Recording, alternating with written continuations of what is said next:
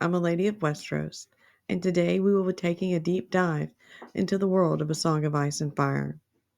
We will explore one of the most infamous figures in Targaryen history, in Westerosi history, King Maegor I Targaryen, better known as King Maegor the Cruel. There is a part one of this discussion because Maegor, there's a lot about Maegor that we could go into for like probably hours if we really wanted to. Maybe one day we'll do a live stream or something. I'll get Starlink and my signal will be better, and we'll do a live stream or something and talk about Maegor. Um, but for right now, I'm going to give a quick rundown of kind of what we talked about in the first video. Um, Check it out if you would like, or continue on through here, whatever works for you. And just a little heads up, my cat, not Batty Cat, the black one that you always see, it's actually my mother-in-law's little kitty cat named Callie. She had kittens, and they are now residing in this room to have playtime at night, so everyone else can get some sleep. So if you hear some rattling around or whatever, it's one of these 4 little boy kittens that we have, which really is cool because they're going to be great for little farm kitties, keep mice and bugs and stuff away out here in the country. So there is, again, part one of this discussion on Maegor. So you can go check it out if you want. I'll try to remember to like add a link somewhere so that it'll be easy for everyone to find. But real quick, we'll go into what that video kind of was all about. It just went over Maegor's birth, his being raised by Visenya, getting Dark Sister at like the age of 13, knighted at the age of 12. Um, he was total opposite of his brother, where Aenys was all sweet and lovey and wanted everyone to like him. Maegor was hard and cruel. Quit playing so mean. I told you, these kittens. I've got kittens and they're crazy. Their mama had kittens. I've got four little boys, and they're wild. Um, Totally lost where I was at. But he was raised by Visenya, knighted at 12, got Dark Sister at 13. He was rough and tough, very strong-willed, and rough around the edges, it seemed. But he seemed very loyal to his brother in his house. Being that, when being as strong as he was and everything, he probably could have like physically like killed poor old Aenys if he wanted to. Okay, Visenya was into all them dark arts, everyone says, so he could have like taken his brother down. But Maegor stayed loyal, and we go into all that again in the first video. And then after their father Aegon the Conqueror died, Aenys became king. Maegor stayed loyal. He married the lady he was supposed to, Cerys Hightower, and tried to work it out with her, but she was unable to give him children. She was also like 10 years older than him or something, and it just didn't work. And so he took a second wife. What was her name? Lise Haraway, and his brother got very upset. The Faith of the Seven was very upset with, you can't be doing polygamy. And he's like, my dad had 2 wives, but they weren't happy. And so Maegor had the choice of going back to his first wife, Cerys Hightower, and renouncing his marriage to Elise Haraway, or be exiled. And so Maegor is like, I'll take exile, brother. And he went across the narrow sea and took his girl with him and all that good stuff. And during all this time, things went bad with Aenys. There's a video about Aenys if you want to watch it. Again, he was indecisive. He was sweet, but he made some bad decisions. And when he died way too young from the pressures of the crown and life and everything, Visenya sent for Maegor and he came back from across the narrow sea. By this time, he's already been claimed Balerion the Black Dread, and it's Balerion the Black Dread and Maegor. So he comes in and just claims the crown for himself. Sorry, nephew, Aegon the Second, that Aegon the Uncrowned. Sorry about that, little man. But he could see that his brother had let the Seven Kingdoms slip. He could see potentially that his brother's heir was much like Aenys, and it wouldn't be good. And Aegon Aegon the Uncrowned, he didn't even have a dragon at this time. And so Maegor swooped in and was like, I'm king now. But there was already turmoil with the Faith of the Seven and all of that because of his brother marrying the two siblings, his children together. Like, they always do. It's Targaryens, baby. They do that. But the Faith of the Seven was very upset, and it was a bad time in the Seven Kingdoms. It was a bad time for the beginning of the Targaryen dynasty. It wasn't looking good. And so when Maegor came in, he had to deal with all this. And one of the first things that he did was him and Visenya flew into King's Landing and proclaimed him king. And the Faith of the Seven was like, oh no. And so they demanded a trial by seven. And so Maegor and these Faith of the Seven guys got into it and threw down. And Maegor got wounded very bad. And that's kind of where we're going to pick up with in more detail now. So that was pretty much part one. And now we can get into part two. So Maegor was the only survivor of this trial by seven, but he took a blow to the head and collapsed just as the last of the warrior's sons died. The king was carried off the field by his mother and some supporters and confined to bed where he lay in a coma for like days and days into weeks. Okay. At the Sept of Remembrance, the warrior sons were all debating on what do we do. He technically won. Maegor did live, and the warrior sons didn't. So do we, go with him being king, like he said, or do we continue to fight? And some wanted to fight, some wanted to call it good, but there was a lot of turmoil still going on after the trial by seven, and Maegor's laying up in the Red Keep, which is not quite finished yet, but he's at the Red Keep, wounded, and the maesters and all, I'm sure, doing what they can. And Visenya, she is freaking out. So she sends for Elise Haraway and tells her, well, I guess she was probably coming because like Maegor came. But Elise Haraway shows up on the 28th day of Maegor's coma. And when she returns from Pinto, she brings with her a very infamous character in her own right, Tyanna of the Tower. And Tyanna took over Maegor's care. And on the 13th day after the trial, the king woke. And everyone kind of like contributed it to Tyanna's dark sorcery being what awoke Maegor from his coma, which maybe it was. Maybe she just knew some good herbs and stuff to give him. But whatever the case was, Maegor awoke. And so when he woke from his coma, Maegor mounted Balerion to Blackdread, and he didn't care that the Sept was still bickering about what to do. He just flew up in there on Balerion and totally toasted everyone. And as the Sept was burning, the few guys that were able to get out were shot down by archers as he attempted to flee this inferno. And it was really messed up. That same year, Maegor's forces also achieved a victory over the Faith Militant at the Battle of Stone Bridge, and later at the Battle of the Great Fork at Blackwater. Maegor personally fought in the later battle and burned men on Balerion's back. He just went in and it's dragonfire. We've all seen it on the show. We've read about it in the books. It's nothing to mess with. When they bring in the dragons, it is fire and blood and ashes and death. And Maegor, he was squishing the Faith of the Seven because he wasn't going to have it. And then to like really rub salt in everybody's wounds and just do whatever Maegor wanted to do because he was king, um, he ended up marrying Tyanna of the Tower, making her his third wife, his third queen.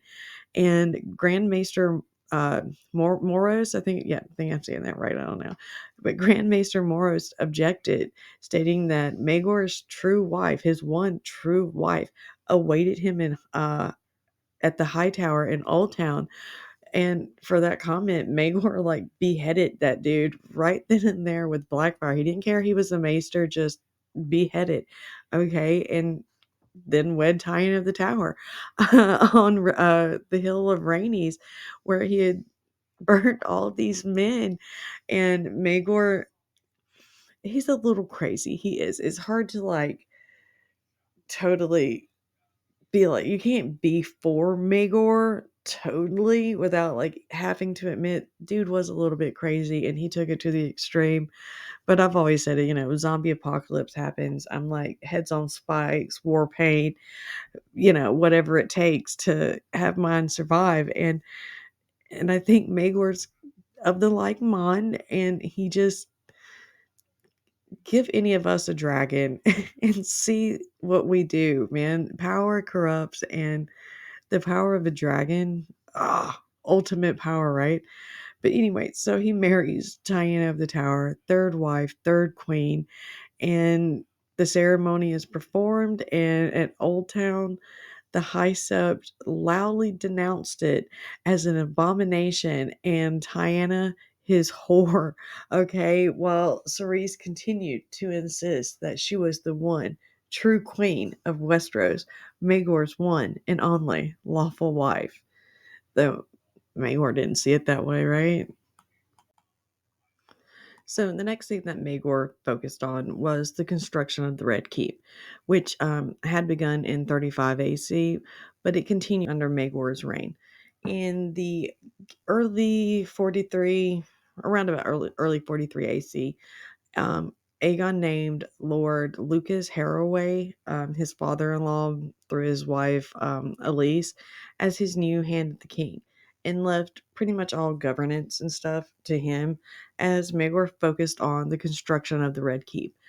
He focused on creating secret passageways and different tunnels built throughout the Red Keep, and then focused on building a castle within the castle, a fortified castle within the castle that would later be known as Maegor's Holdfast. He also ordered for 4 different levels of dungeons to be constructed underneath the Red Keep, and had the 4th level built specifically for torture. Um, with that, I it's kind of messed up, but I want to like kind of like think in my head that the 4th dungeon for torture was a gift for his lovely wife, Tiana of the Tower, because she was a twisted, sick woman. And I also wonder, like, did he have dragon dreams? And was that like one of the reasons he focused so hard on constructing tunnels throughout the Red Keep? Will that come into play later when, like, maybe Fagon, okay, like young Aegon, young Griff, comes to King's Landing, and somehow John Connington or whatever like knows of some of these passages through, and they're like able to sneak in and like get Cersei or something, okay? Or maybe Danny or whatever. Okay, maybe they will come into play. But it was probably more that just Maegor was paranoid as paranoid can be. It's like crackhead on the weekend at the window scratching and a twitching because someone's out to get me. Okay, that it's poor Maegor. Okay, I really think that his mama. Okay, if you don't have a good mom, yeah, his mama did not help him at all, and then all these other ladies throughout his life, like Tiana, it did not help. But he focused on the Red Keep for a minute, and the Red Keep would not be what we know it as today if it wasn't for Maegor. How many times have we thought about Maegor's holdfast? How many different events happen that are pivotal to Maegor's holdfast and these secret tunnels? Okay, so thank you for that, Maegor. That added a little spice to the whole thing. As the Faith of the Seven continued to resist Maegor's rule, he raised a set of laws that forbid holy men from carrying weapons, and punished lords who spoke out against the suppression of the faith.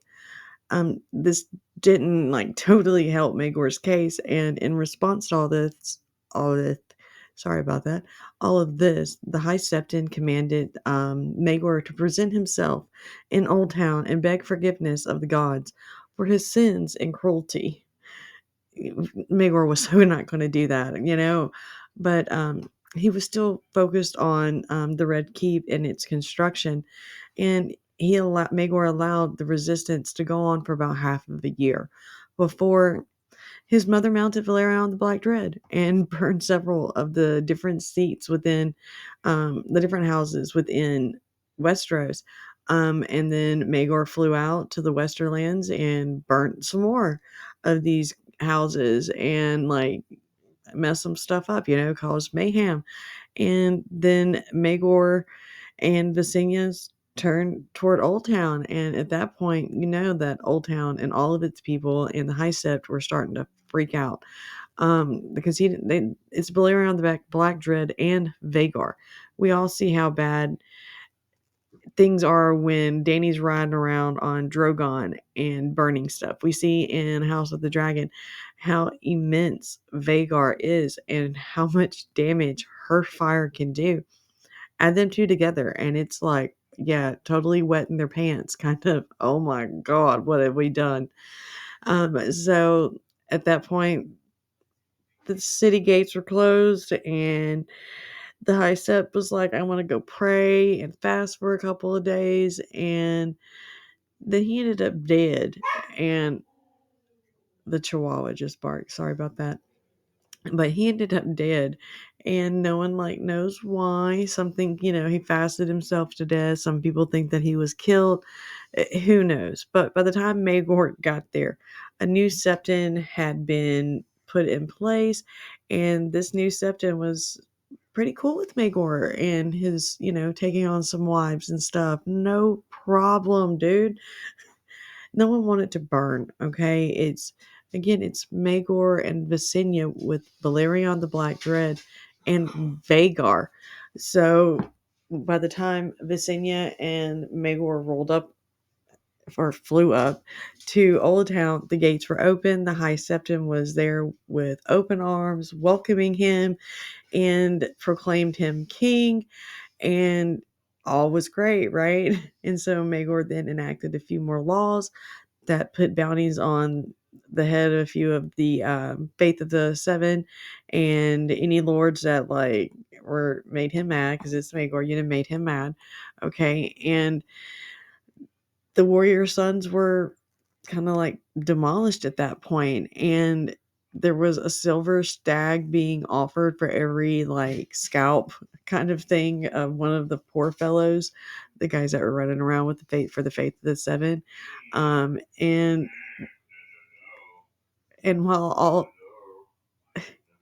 he doesn't realize I'm recording. I don't know if you could hear my husband playing with that dog. No, no, no, no, no. I love him. Anyway, so as all of this is going on, Maegor reconciles with Queen Cerise Hightower, and they celebrate their reunion with a great feast and a second consummation.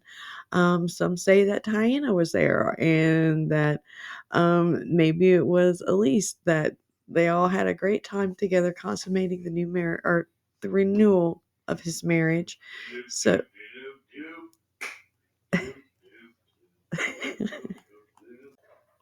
So later that same year, Prince Aegon, King Aenys I, his son and heir, announced his claim and right to be king of the Seven Kingdoms and sit on the Iron Throne. He was supported by several different lords within the Riverlands and the Westerlands, and he marched at the head of an army of about 15,000 men. Still in Old Town, Maegor was warned by Queen Diana of the Tower. Um, how she knew, who knows, whispers, spiders and birds and things like that.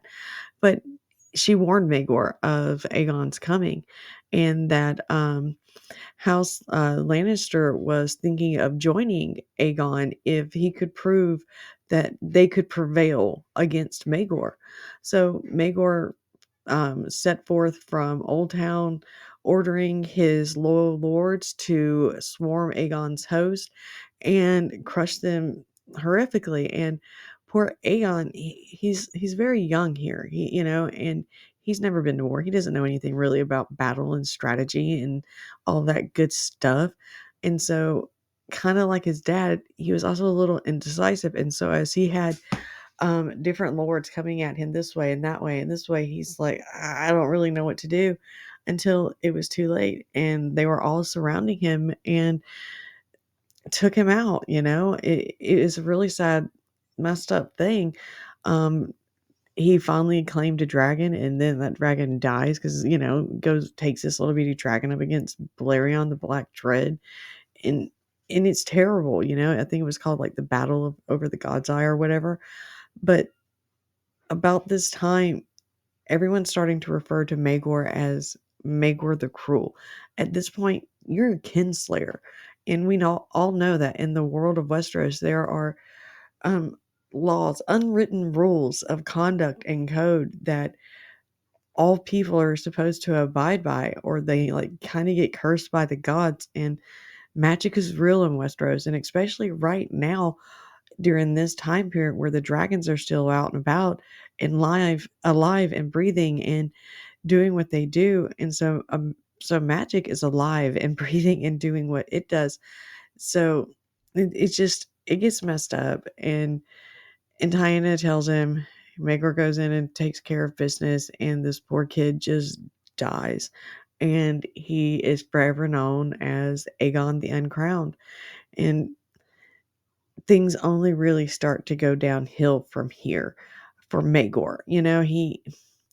He tries and tries, but at this point he's kind of cursed. I think that's the pivotal moment for Maegor the Cruel's whole thing, okay? Because everyone's like, he was cursed because Visenya started conceived him using dark magic, or that Diana using magic to wake him from his coma. That all of this was, messed up and messed up his head and all of that. I think it's more that in this moment he killed his nephew, and again, in this world of magic, curses and all of that apply. And I think at that moment, Maegor was cursed. He was already set back with, getting the High Tower girl old as it can be and barren and all. But at this moment, the gods are against him, and Maegor will never really rule in peace. He will never really be the king that he wanted to be. He will never be the Targaryen savior, because he committed kinslaying, and we all know that that's like a pivotal sin, big sin, in the world of Westeros, and a defining moment, truly, I think, for Maegor and his whole reign. Okay, so by the year 44 AC, Maegor has made Aenys' widow, the Dowager Queen Alyssa Valerion, and her two younger children, Jaehaerys and Alysanne. You guys all know Jaehaerys and Alysanne. If not, we're going to get into it one day. But Jaehaerys and Alysanne are there on Dragonstone with Maegor's mother, Visenya. And Maegor has taken Viserys, Dowager Queen Alyssa's other son, as his squire. It's all like, you know how they do in war. These it's like, you're my squire, but really you're a hostage, and your mom and them better be nice or I'll kill you, kind of thing. So he's got all this set up. The other son, the original heir to the throne, Aegon the Second, Aegon the Uncrowned, is dead. His two daughters are with the Lannisters right now, I think it is, and it's just really messed up. Okay, and so Mayor has all these people put into these positions when Queen Alyssa Haraway announces that she's pregnant that year, and Maegor, had to be like over the moon. So she was confined to bed for her safety, the baby's safety, all that good stuff. Um, However, when she went into labor only 3 months later and gave birth to a little monstrosity, eyeless and twisted, and you know how sometimes the Targaryen babies go. Okay, it's messed up, the poor little guys. Okay, but Maegor was not happy about this, okay, and he could not believe that that was his son. And so Taina of the Tower comes in and tells him that, hey, this isn't your baby. This is the bastard of your wife and one of the many men that her father has helped put into her bed so that she could conceive. Saying that on the nights that Maegor was with one of his other wives, that there's another man warming her bed trying to get her a child because Maegor wanted a baby so bad. He wanted that heir. He needed that heir. And so Maegor didn't want to believe this at first. You wouldn't want to believe that, right? But he was convinced this child couldn't be his. So he took Diana, at her word, especially when she produced some men that said, "Yeah, I slept with your wife," and the one guy had gold on him that he had been paid by um, Queen Elisa's father, and that's all it took. And Maegor just went out and had the whole Haraway family slaughtered, had Elise pulled out of her bed, sick from being, she just had a baby, it's messed up. And he ripped her from her bed, killed her cousins right in front of her, her father, everybody was dead. And he gave Alyssa over to Diana of the Tower to torture. And that had to be horrible because again, Diana is an awful, awful woman. She's bad and twisted and mean and evil. And yeah, poor thing, right? So Maegor at this point is totally beside himself. So he departs the capital and again marches to Harrenhal, killing the entire garrison along with every person that had a single drop of Haraway blood. I'm talking about that's men, women, children, everything. He had like salted the earth, kind of like all the biblical take a whole line out, root and stem. Okay, Tywin Lannister would have been like your style, man. But it was messed up, and so he killed all of these people because Diana told him that Elise was sleeping around, and it kind of looked like she might have been, and it was messed up. So when he returned to King's Landing after doing all of this awful devastation, Maegor learned that his mother, the Dowager Queen Visenya, had died. This news devastated Maegor, as she had been his strongest supporter. Aenys I Targaryen's wife, Dowager Queen Alyssa Valerion, had also escaped from Dragonstone during the resulting chaos of Queen Visenya's passing. She also took with her dark sister and her children. Hold on. Will you go? The kittens are sleeping. Go. Bella, go, baby. Let the kittens sleep. Animals, right? Where was I? Yes, okay. So, Dowager Queen Alyssa Valerion escaped during all the craziness after the Queen Visenya died, taking with her again Dark Sister and her two sons, Jaehaerys and Alysanne. This infuriated Maegor to the point that he took his squire, again, Dowager Queen's, other son, Prince Viserys, and handed him over to Diana of the Tower and allowed her to torture this boy for days, um, trying to get out information on where his mother was. But it was like he was at King's Landing and his mama and little siblings were on Dragonstone. They weren't communicating. But Maegor was just angry at this point, and he took his wrath out on this little boy. And after days and days of torture, he died. And then Maegor like hung his body outside the city gates or whatever, so that when his mother showed up to claim him, she would see. And she never showed up, of course. But Maegor at this point is truly, you can see mentally he's starting to fracture. He's not even really thinking logically anymore. He's on brute anger and awfulness, and it has it has consumed him. And I think having a person like Tiana whispering in his ear and not having a stable figure any longer like his mother Visenya on the other side, maybe like trying to like outweigh some of the Tiana's craziness. She might have been feeding into it too, so who knows? But at this point, he's lost his mother, the one person that has supported him from the beginning, from day one. And it hurts to lose a parent. It's messed up. No matter what that parent was like, it's still it's a blow. And I feel for Maegor, but he lost his grip bad after his mom died, and I feel really bad for little Prince Viserys, but he became like another rallying point for all those that were against Maegor, and he just showed how he lived up to the name Maegor the Cruel that they were starting to call him at this point, and it's messed up. Poor little kid. Maegor lost his stuff.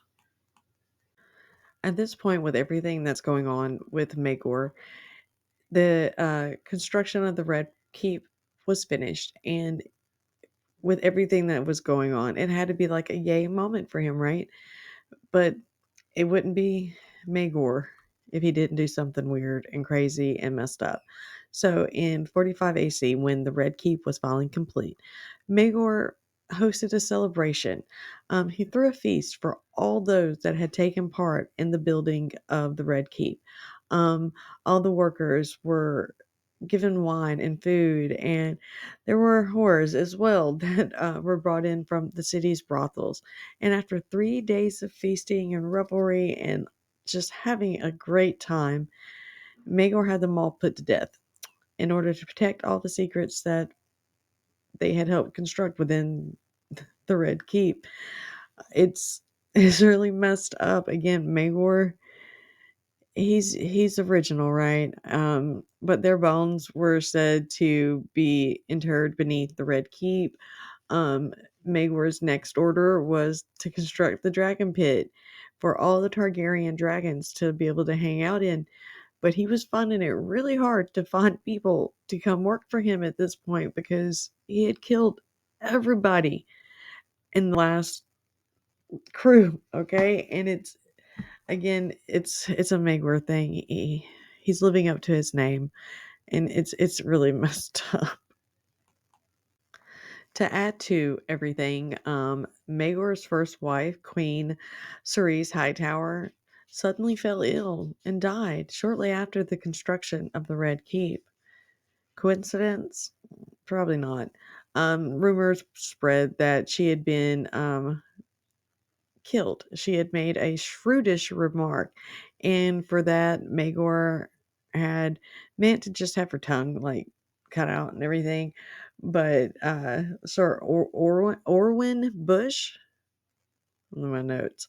So Orwin Bush, of the King's Guard, instead of removing her tongue during the commotion of everything, the knife slipped and like supposedly slit her throat.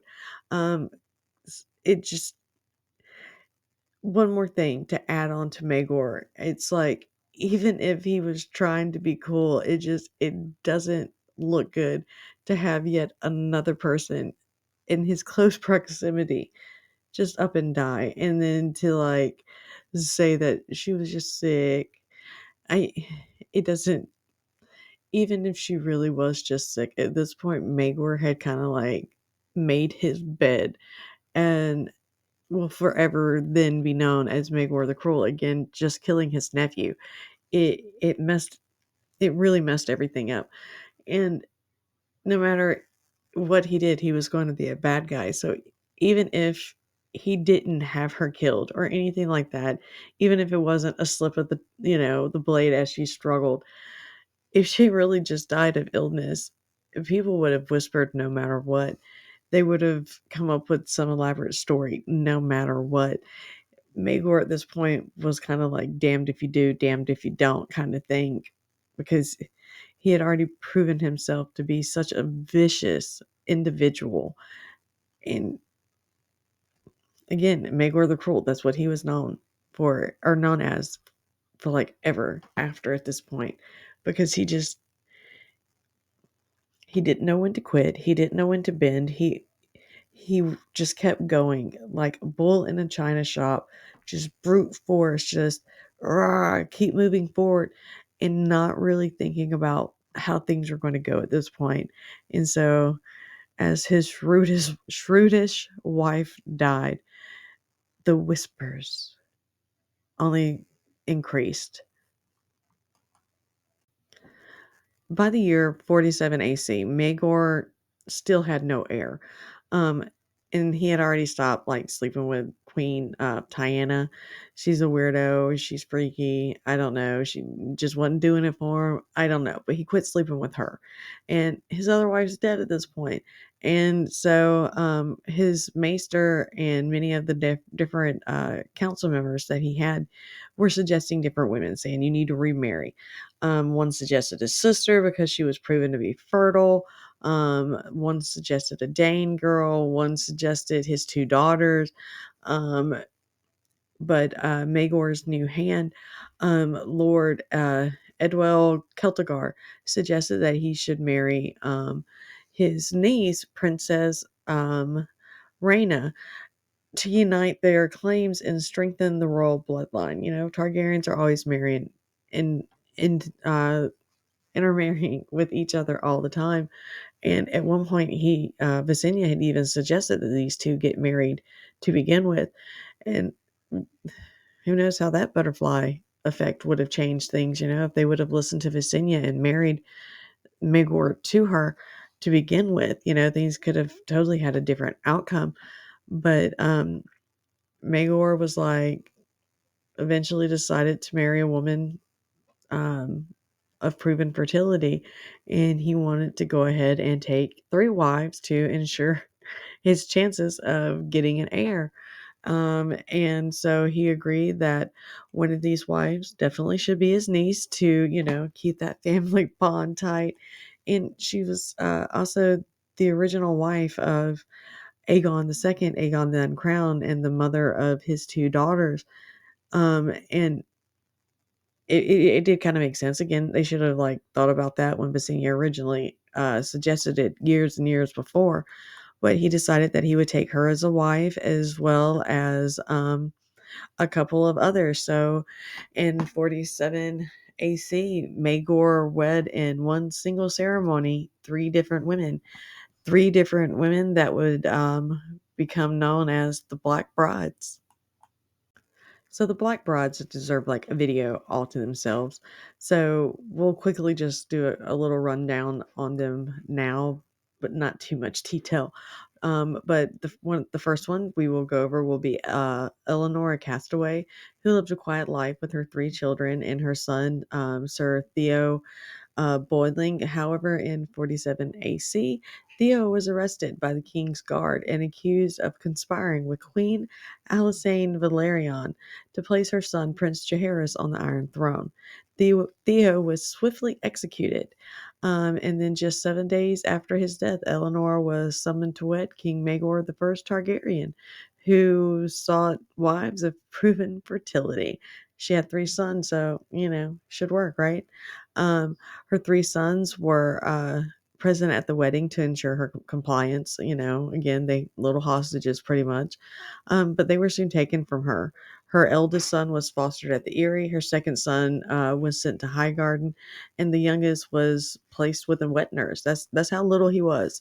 And then there was Jane Westerling, who was married to Lord Tarback, who died in 43 AC during the battle beneath the God's Eye with King, or sorry, not King, the uncrowned Aegon the Second.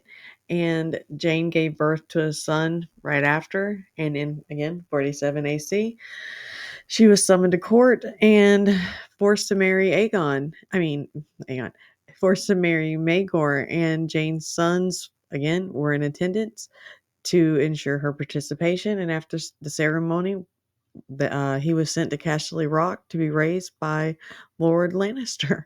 The third, again, we spoke of, was Princess Rhaena Targaryen at 18. and she again was married originally to her brother, Aegon the Uncrowned, but after his death, what choice did she have?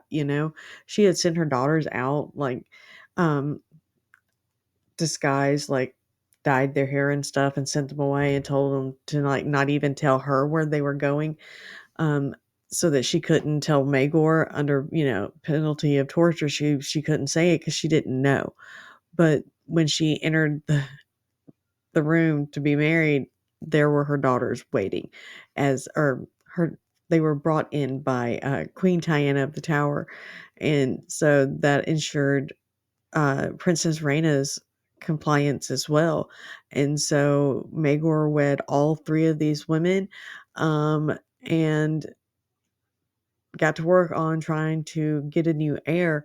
But again, Maegor's cursed. He's cursed and will never be able to have an heir. And these women were put through horrific things. Knew their husbands were killed just so they could marry the king. And married the man that killed their husbands during these battles. But there was nothing they could do because they knew that their children would be killed. So they had to comply, and that had to be messed up, having to, like, go to bed with that man. It's really disturbing, it's like I kinda, like, wanna like Maegor because he, like, seemed to try in the beginning to be a good guy, but the more his story progresses, the more his sanity starts to break and crack and falter, I think. And it's, I think, the pressure of ruling, and then the pressure of not having an heir. He is so King Henry the Eighth, it's he really is. His obsession with having a child. If I don't know, it's messed up. So he married these three women all in one go, just so he could try to have an heir. Had their husbands killed. It's really really messed up. Threatened the lives of their children just so he could marry women that he knew were fertile, and it still didn't work. It still didn't work. Poor Maegor. He just wants a little family, and it don't work.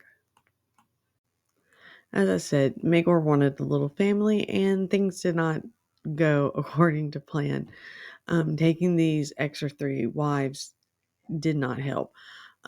Because despite everything, again, Maegor, I feel, was cursed for killing his nephew, and in turn started to birth monsters. We saw that the first baby had eyelids twisted, really messed up, and caused the death of the whole Hairway line because of it. But a half a year after the wedding, Lady Jane announced that she was pregnant. And not long after that, Lady Eleanor became pregnant as well.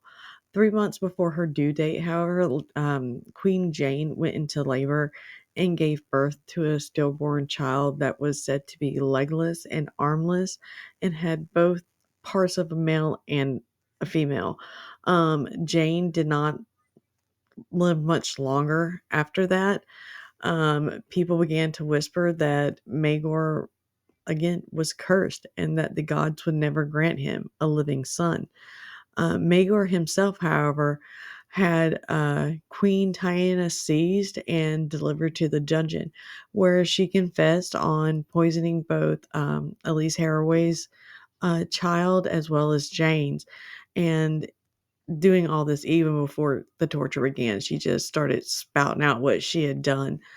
She also said that Queen Eleanor's child would fare no better, and upon hearing all this, they say that Maegor, like, cut her heart out himself with Blackfire, and I don't know if it was, like, her way of just being, like, a vindictive, mean woman, by telling Maegor this, or if she really was, like, poisoning these women, or if it was just Maegor being cursed. Again, I think a lot of it has to do with, like, Maegor is cursed, but I don't think Diana of the Tower was helping the situation at all. So, again, Queen Eleanor gives birth, in early 48 AC, and it is said to be, again, an eyeless, twisted little baby with small wings. Very dragon like, these little babies, when they're born like this. Um, David Lightbringer again says that he thinks it's like, lizard people, that the Targaryens have made it with dragons, which gives them a dragon bond and makes them blood of the dragons. And who knows, what was going on in old Valyria and what they were doing with dragon magic and blood magic and all of that weird stuff. So maybe they were, but for whatever reason, Maegor's children they all come out twisted and messed up and deformed, and these women, again, don't usually last much longer after giving birth to these babies either. And it's really sad when it's like that, And Tywin is vicious. She was mean. Maegor's cruel and crazy and potentially cursed, and lizard people, lizard people. By 48 AC, Maegor's tyranny cannot be borne by the realm any longer. Everyone was tired of Maegor. The amount of people that have died at this point under Maegor's rule is just awful. Okay, it's like astronomical. It's all but like mass genocide on some count. It's horrible. Maegor is vicious. So the realm can't take it anymore. So it storms in. Aenys the First, Maegor's brother, his last surviving son, Prince Jaehaerys, is put forth as a claimant for the throne.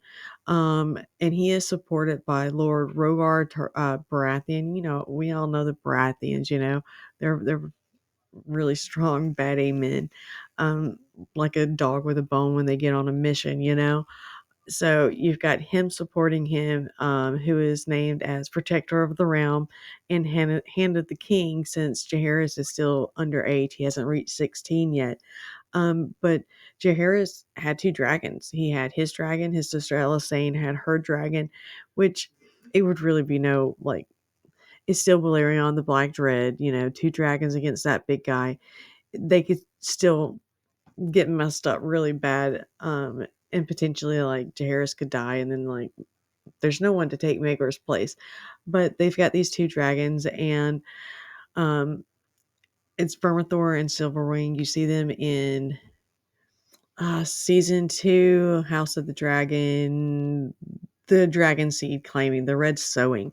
We get to see those two dragons, and those are the dragons that Jaehaerys and Elisane are riding. Okay, and so they rise up, and many people support them.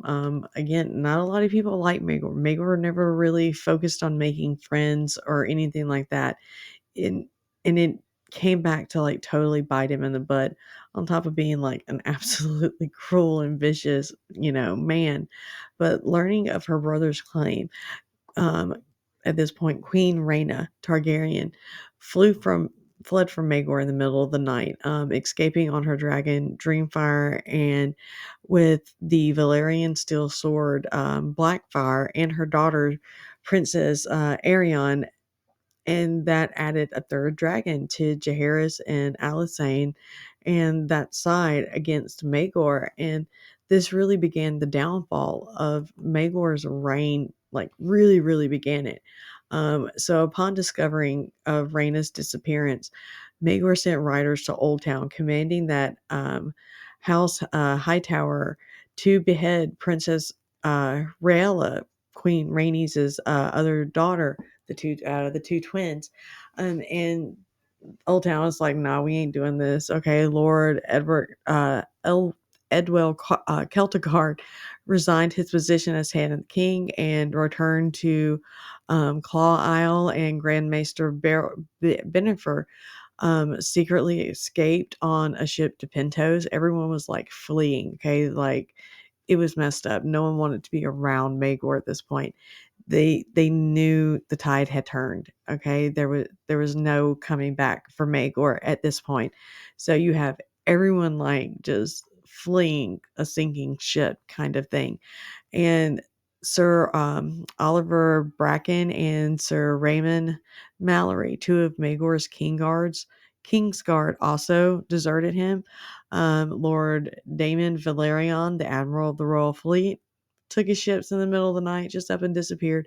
Maegor literally went to bed with the Valerian fleet out in Blackwater Bay, and the next morning woke up and they were all gone. Valerian was out, and it was again downfall starting, and Maegor had to feel it, and the few people that still stayed true to Maegor, deep down they knew something was not going to be good. This was not going to have a happy ending, not for Maegor, and not for the men that supported him.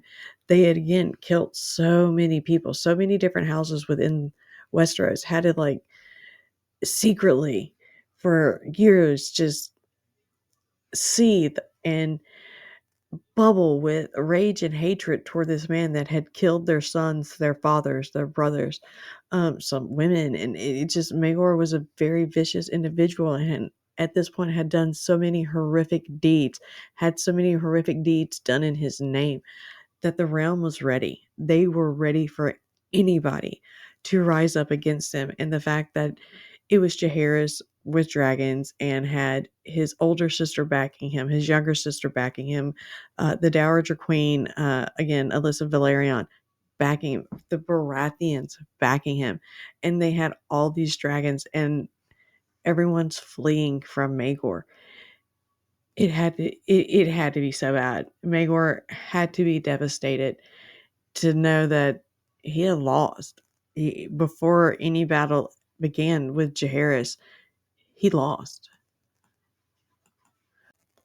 So Maegor called his banners in response to Jaehaerys and his uprising, but few answered, giving Maegor an army of barely 4,000 men. Despite this, Maegor refused to surrender. When Lord Hayford suggested that Maegor abdicate the throne and take the black instead, just go to the wall, call it good, Maegor ordered him beheaded and continued on with his war plan. Um, this planning continued into the night, and I'm sure I could only imagine what the tension level had to be within the the war room, what these men must have been thinking as they were standing there trying to figure out how they're going to get these few thousand soldiers to go up against Jaehaerys and the Baratheons, and it's not looking good. Excuse me. And so he had to feel it. He had to. And when all was said and done and everyone finally went to bed for the night, Maegor's sitting there in the throne room on the Iron Throne, knowing that deep down he had to know he had lost. Before again any battle ever happened, Maegor had lost. And in these moments, we don't know what exactly happened. But the next morning, when Queen Eleanor made her way into the throne room, expecting to find Maegor, she found him, but he was dead upon the Iron Throne. Some say that the Iron Throne itself had slit his wrist and pierced his throat. But we don't really know exactly what happened. But no matter what, the outcome was the same. The king was dead. Maegor's rule of tyranny and violence and brutality was finally at an end. And it didn't, and no other people had to die. There was no battle, there was no fight. Innocent soldiers, women and children, none of that went down. And I like the idea of it being the Iron Throne itself that killed Maegor. That curse of killing his nephew, of taking the throne when technically it wasn't his to take. By divine right, it was Aenys' son that was supposed to claim that that throne. And when Maegor usurped him and then killed him over the God's Eye of all places, right? Like the most magical place in Westeros in the modern day, right? Like we're in Westeros, but in the current time period of Westeros, the Godseye is still a sacred, holy place that's protected by green men and all of this. And to have it witness this death, this battle between blood, and having Maegor kill him. Again, I think he was cursed, and I really do like the idea of the Iron Throne killing him. Maybe it was Queen Eleanor. Maybe she like snuck in and was all like, "Hey, baby," and then you know, maybe that's what happened. Maybe one of the many lords that knew that there was no reason to fight snuck in and killed him. But they would have to know those secret tunnels because there were King's Guard outside of the throne room, and they said no one came and no one left. It was just the king. So if it was somebody that like killed Maegor, again, it would have to be someone who knew the inner workings of these passages and these tunnels and all of this. Maybe it was a rat catcher. Maybe, something like that that snuck through and did it. But either way, the king was dead, and a new period in Westeros would begin. Now, you've made it this far, so you might as well do me a huge favor and like, share, and subscribe. Bye.